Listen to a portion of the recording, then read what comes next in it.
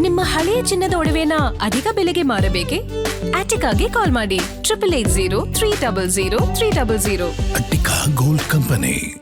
ಈಗ ರಾಮನಗರದಿಂದ ಏನು ಹೋರಾಟ ಶುರುವಾಗಿತ್ತು ಬಿಡದಿದ್ದು, ಅದರಲ್ಲಿ ನಮ್ಮ ಪಕ್ಷದ ನಾಯಕರಾದ ಅಶೋಕ್ ಅವರು, ವಿಜೇಂದ್ರ ಅವರು ಎಲ್ಲರೂ ಇದ್ದಾರೆ. ಹಾಗಾಗಿ ನಮ್ಮ ಪಾರ್ಟಿ ಸಂಪೂರ್ಣ ನಾವು JDS ಅವರು ಕೂಡ ಅದು ಹೋರಾಟವನ್ನು ಮಾಡ್ತಾಯಿದ್ದೇವೆ.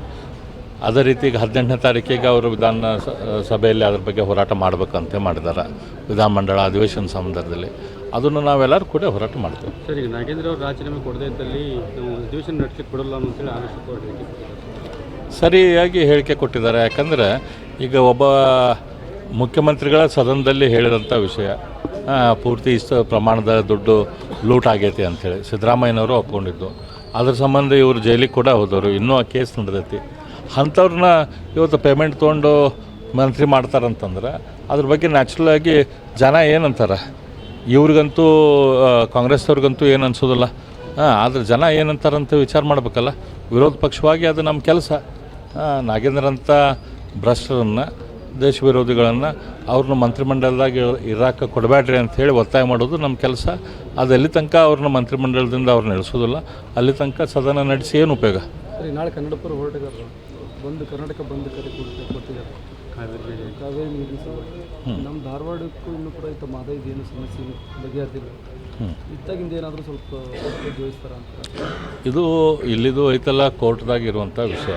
ಈಗ ವನ್ಯಜೀವಿ ಮಂಡಳಿಯಿಂದ ಅದು ಕೇಂದ್ರ ವನ್ಯಜೀವಿ ಮಂಡಳಿಯಲ್ಲಿ ಇರುವಂಥ ವಿಷಯ.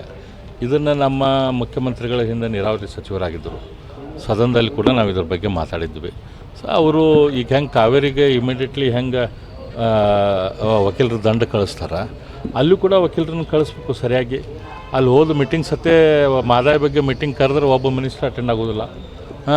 ಯಾರು ಮಿನಿಸ್ಟ್ರು, ಚೀಫ್ ಮಿನಿಸ್ಟ್ರು ಮಾದಾಯ ಮೀಟಿಂಗಿಗೆ ಹೋದ್ರೆ ಒತ್ತಾಯ ಪ್ರೆಷರ್ ಆಗ್ತೈತಿ.